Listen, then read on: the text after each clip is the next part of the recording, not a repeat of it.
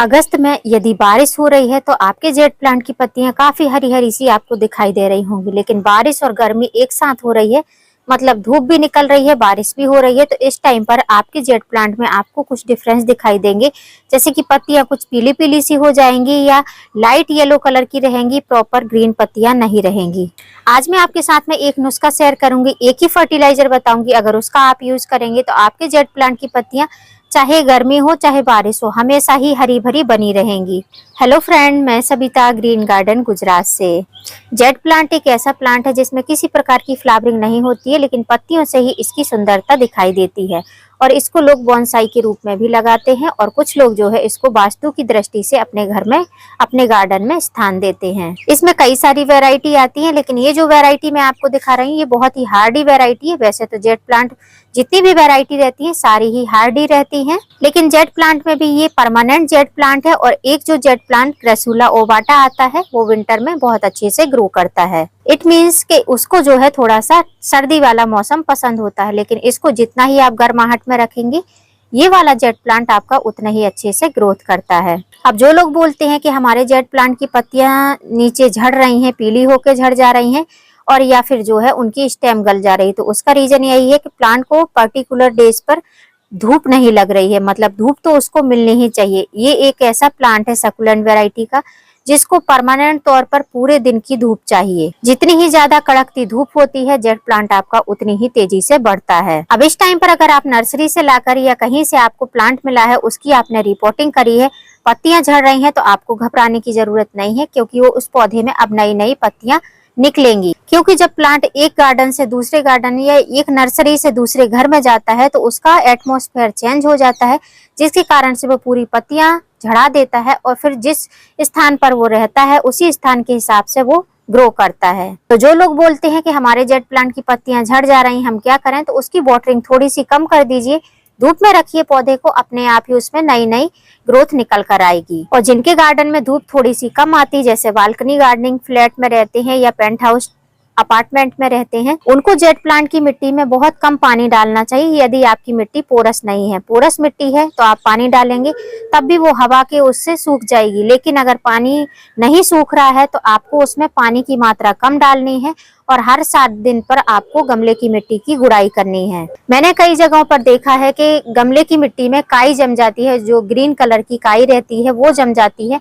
और वो एकदम से चिपकी हुई रहती है। तो ऐसी कंडीशन में आपके पौधे की जड़ को अच्छी तरीके से एयर नहीं मिल पाती है, जिससे कि वो ग्रोथ नहीं कर पाता है, उसमें नए फुटाव नहीं आ पाते हैं। तो इस चीज का ध्यान रखना है। अगर आप बालकनी गार्डनिंग कर रहे हैं तो आपको जो है मिट्टी की 7-7 दिन पर गुड़ाई करना है, पानी की मात्रा बहुत कम रखना है। नेक्स्ट पॉइंट कि किस तरीके गमले में इसको हम लगा सकते हैं। ये एक ऐसा प्लांट है, इसको आप किसी भी गमले में लगा सकते हैं, बस फर्क इतना है कि मिट्टी थोड़ी सी पोरस होनी चाहिए, मतलब वेल ड्रेन सॉइल होनी चाहिए, उस मिट्टी में पानी जमा नहीं होना चाहिए। गमला मिट्टी का हो या प्लास्टिक का हो या हैंगिंग बास्केट हो, आप किसी में भी इसको लगा सकते हैं। अब बारिश का सीजन चल रहा है, तो बारिश के सीजन में जो पत्तियां पीली होती हैं, झड़ती हैं, तो वो सीधे गमले में जाकर गिरती हैं। जैसे आप देख सकते हैं गमले में काफी सारी पीली पत्तियां होकर गिरी हैं, कुछ जो है ब्राउन हो गई हैं, कुछ जो है डिकम्पोज की तरह भी होने लगी हैं। तो ऐसी अगर पत्तियां हैं तो इन पत्तियों को आपको हटाते जाना है। इन पत्तियों का अगर आप रखेंगे और लगातार बारिश गिरेगी तो इनमें व्हाइट कलर की जैसा फंगस लगेगा या फिर चींटियों का अटैक होगा,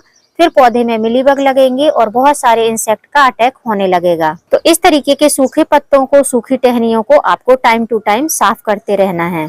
और जैसा कि मैंने अभी कुछ देर पहले बोला कि गमले की मिट्टी में जो एकदम मिट्टी सेट हो जाती है, इसकी आपको गुड़ाई करनी चाहिए। अभी आप मेरे गमले में देख सकते हैं मिट्टी एकदम से सेट हो चुकी है। जब मैं इसमें फर्टिलाइजर देती हूँ तभी इसकी मैं गुड़ाई करती हूँ। तो कोई बार ऐसा होता है कि मैं 1 महीने में भी फर्टिलाइजर देती हूँ और कोई बार ऐसा होता है कि 15 दिन में भी इसमें फर्टिलाइजर देती हूँ। तो आज जो इसमें फर्टिलाइजर देने वाली हूँ उसके पहले मैं इसकी गुड़ाई करने वाली हूँ। फर्टिलाइजर क्यों दे रही हूँ, क्योंकि आप देख सकते हैं मेरे पौधे में ग्रीनरी बहुत कम दिखाई दे रही है और कुछ पौधे ऐसे हैं जिनमें ग्रीनरी नाम मात्र की ही है, येलो कलर की लीफ बहुत ज्यादा दिखाई दे रही है।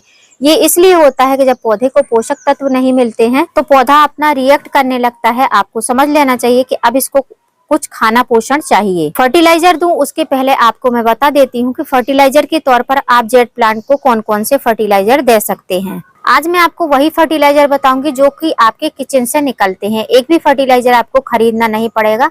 सबसे पहले मैं जो फ्री के फर्टिलाइजर है उन्हीं से स्टार्ट करती हूँ। तो अगर पौधों की रूट को मजबूत करना है तो आपको इसमें रूटिंग हार्मोन के लिए एलोवेरा जेल का यूज करना चाहिए। 15 दिन में या 20 दिन में आप पानी में मिक्स करके एलोवेरा की लीफ को, और वो पानी आप अपने जेट प्लांट में डालेंगे तो जेट प्लांट की रूट काफी अच्छे से हेल्दी रहेंगी। तो जब पौधे की रूट हेल्दी रहेंगी तो पौधा ग्रोथ बहुत अच्छे से करता है। नेक्स्ट है कि ये जो नीचे से ब्रांच है इनको अगर आप थिक करना चाहते हैं, इनको मोटा करना चाहते हैं, या जो नई ब्रांच निकल रही हैं उनको मोटा करना चाहते हैं, तो उसके लिए आपको कैल्शियम पाउडर की जरूरत रहती है। कैल्शियम में आप कई तरीके से कैल्शियम दे सकते हैं।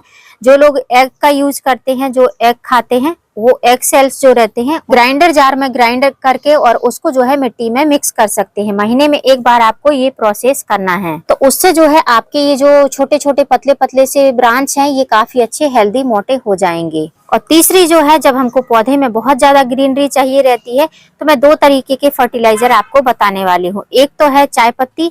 चाय पत्ती में नाइट्रोजन की मात्रा बहुत अच्छी होती है, जो कि हमारे जेड प्लांट को बहुत पसंद होती है। नाइट्रोजन मिलता है तो ये बहुत अच्छे से पत्तियां चमकीली कर लेता है, और उसके बाद में इसकी पत्तियां काफी ज्यादा साइन मारने के साथ साथ में इनमें ग्रोथ भी काफी अच्छी होने लगती है। तो यदि आपके पौधे में नाइट्रोजन की कमी है, पत्तियां पीली हो रही हैं, पत्तियां झड़ जा रही हैं, आप ग्रोथ चाहते हैं कि हमारा जेट प्लांट बहुत तेजी से ग्रोथ करे, तो महीने में 2 बार आप चाय पत्ती का पाउडर या तो मिट्टी में मिक्स कर सकते हैं। थोड़ी थोड़ी गमले की मिट्टी की गुड़ाई करके 1-1 टेबल स्पून के करीब आप 8 इंच के गमले में 15-15 दिन के गैप पर दे सकते हैं। मैं फ्रेश चाय पत्ती का यूज करती हूँ। अगर आप यूज करी हुई चाय पत्ती का यूज करते हैं तो आप 2 टेबल स्पून से 3 टेबल स्पून उसको डाल सकते हैं। जिनके यहाँ पर बारिश गिर रही है उनके यहाँ पर नाइट्रोजन की कमी तो बिल्कुल नहीं होती होगी पौधे को, क्योंकि बारिश के पानी में भरपूर मात्रा में नाइट्रोजन रहता है। वैसे तो बहुत सारे पोषक तत्व रहते हैं, लेकिन नाइट्रोजन की मात्रा सबसे ज्यादा रहती है। जैसे कि मेरे प्लांट पर कल से हमारे यहाँ पर काफी ज्यादा बारिश गिर रही है, जिसके कारण से इनको काफी अच्छी मात्रा में नाइट्रोजन मिला है।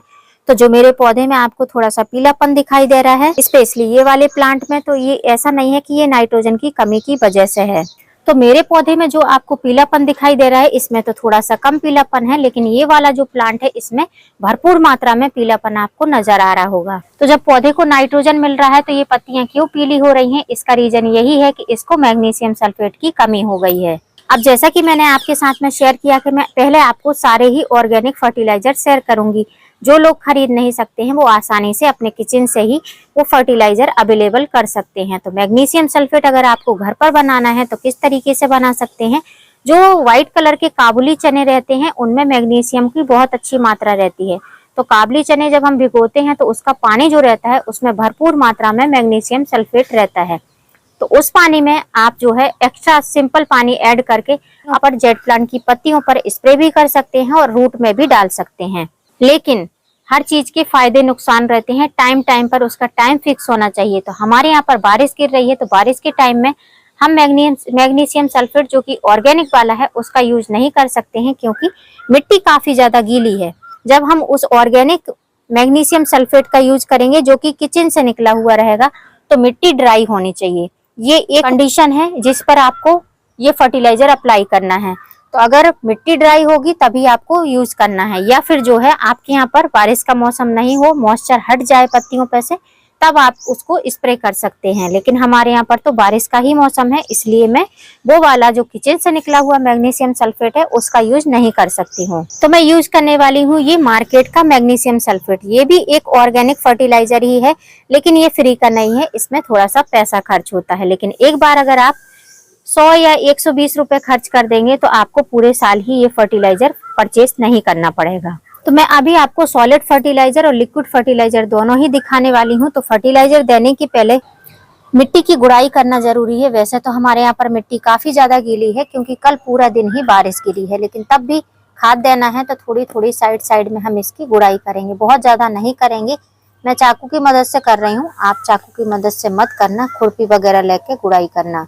तो थोड़ी थोड़ी सी ही गुड़ाई कर रही हूँ जिससे कि थोड़ी सी एयर अंदर जाने लगे मिट्टी में, तो फर्टिलाइजर आराम से चला जाएगा। ऐसे थोड़ी थोड़ी गुड़ाई आपको 7-7 दिन में करनी है। और यदि मिट्टी थोड़ी ड्राई रहेगी तो फर्टिलाइजर बहुत जल्दी से इफेक्ट करेगा।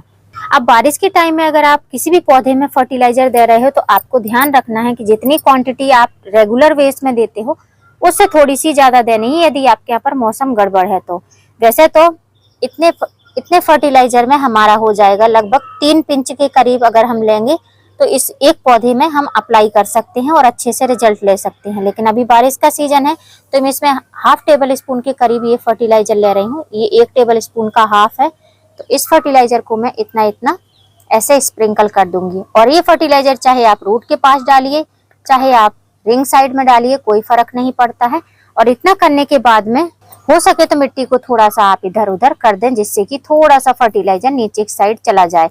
इसको आप एक तरीके से और डाल सकते हैं कि फर्टिलाइजर पहले डाल दें, गुड़ाई बाद में कर दें, तो इससे थोड़ा फर्टिलाइजर ऊपर रहेगा, थोड़ा फर्टिलाइजर नीचे चला जाएगा। और बारिश चाहे जितनी भी हो रही है, यदि आप फर्टिलाइजर दे रहे हैं उस टाइम पर बारिश हो रही है तो आपको पानी डालने की जरूरत नहीं है। लेकिन अगर बारिश रुकी हुई है, आपने खाद दी है पौधे में, तो थोड़ी मात्रा में ही पानी देना है, लेकिन पानी आपको देना जरूर है। तो इस तरीके से मैं इसमें पानी डाल दे रही हूँ। तो एक तरीका तो ये हो गया अगर आप शॉर्ट वे में फर्टिलाइजर डालना चाहते हैं। दूसरे तरीके में आपको गिलास में पानी लेना है। एक पौधे के हिसाब से मैं इसको बना रही हूँ, तो मैंने लगभग हाफ गिलास के करीब इसमें पानी ले लिया है। सेम वही मेजरमेंट है, उतना ही हमको फर्टिलाइजर लेना है। ये फर्टिलाइजर वाटर सोलेबल रहता है, तो मेरे जो एप्सम सॉल्ट के ग्रेन्यूल्स हैं ये थोड़े से बड़े हैं साइज में, आपको जो है इससे छोटे भी मिल सकते हैं। तो ये थोड़ा सा 5 मिनट लगाएंगे, उसके बाद में ये इसमें मिक्स हो जाएगा, फिर हम इसको देकर दिखाएंगे। अब आप देख सकते हैं इसके 2-4 ग्रेन्यूल्स ही दिखाई दे रहे हैं, बाकी के सारे ही घुल गए हैं। अब इस फर्टिलाइजर को आप पत्तियों पर स्प्रे भी कर सकते हैं, स्प्रे बॉटल में भर के। इसमें एक्स्ट्रा पानी डालने की जरूरत नहीं है। या फिर आपके पास में मेरी तरह ऐसे छोटे छोटे पॉट में लगे हुए प्लांट हैं जिनमें आप गुड़ाई वगैरह नहीं कर सकते हैं, तो उसमें आपको बस ऐसे लेना है और थोड़ी सी मात्रा में इसको हमको डाल देना है। बस इतना फर्टिलाइजर आप डाल देंगे तो पौधा आपका 7 से 8 दिन हरा भरा हो जाएगा। अब जो मैंने ये एप्सम सॉल्ट आपको दिखाया है, इस एप्सम सॉल्ट को अगर आप यूज करना चाहते हैं तो 10 दिन में एक बार या 7 दिन में एक बार आप इसको पत्तियों पर स्प्रे कर सकते हैं। और 7 दिन बाद जब आप यूज करें तो उसको मिट्टी में पानी के साथ में भी डाल सकते हैं। और सेम प्रोसेस आपको जो ऑर्गेनिक वाला किचन से निकला हुआ वाला रहेगा उसमें भी आपको इसी तरीके से अप्लाई करना है। लेकिन जैसा कि मैंने बताया कि उस फर्टिलाइजर को जब उस एप्सम सॉल्ट को आप अप्लाई करें तो याद रखें कि धूप होनी चाहिए, बारिश में आप उसको अप्लाई ना करें। अगर बारिश में अगर आप उसको यूज करेंगे तो आपकी मिट्टी में फंगस लग सकता है या और भी के प्रकार के कीड़े मकोड़े एकत्रित हो सकते हैं। या फिर पत्तियों पर स्प्रे करना चाहते हैं तो जिस तरीके से मैंने स्प्रे कर दिया है ऐसे आप भी स्प्रे कर सकते हैं। तो धीमे धीमे ड्रॉप नीचे भी जाएगा और पौधे की पत्तियों पर से पौधा बहुत जल्दी से प्रकाश संश्लेषण की प्रक्रिया को एक्टिव करता है, जिससे कि पौधा बहुत जल्दी से हेल्दी बन जाता है। तो यदि आप भी जेट प्लांट लगाने के शौकीन हैं तो जिस तरीके से मैंने आज सारे ही फर्टिलाइजर आपको बताए हैं, इन सारे फर्टिलाइजर में से जो भी आपको यूज करना हो आप उसको यूज कर सकते हैं। फ्री का फर्टिलाइजर भी यूज कर सकते हैं, और यदि मार्केट से लेना चाहते हैं तो मार्केट से भी परचेज करके आप अपने पौधे में अप्लाई कर सकते हैं। लेकिन जब हम केमिकल फर्टिलाइजर की बात करते हैं तो केमिकल फर्टिलाइजर जब हम एक बार डाल देते हैं तो पौधा बहुत तेजी से ग्रोथ करता है, बहुत अच्छा हरा भरा हो जाता है। लेकिन उसके बाद में उसकी एनर्जी पूरी ही डाउन हो जाती है, मिट्टी का लेवल खराब हो जाता है और पौधा अच्छे से हेल्दी ग्रोथ नहीं करता है बिगर फिर केमिकल फर्टिलाइजर की।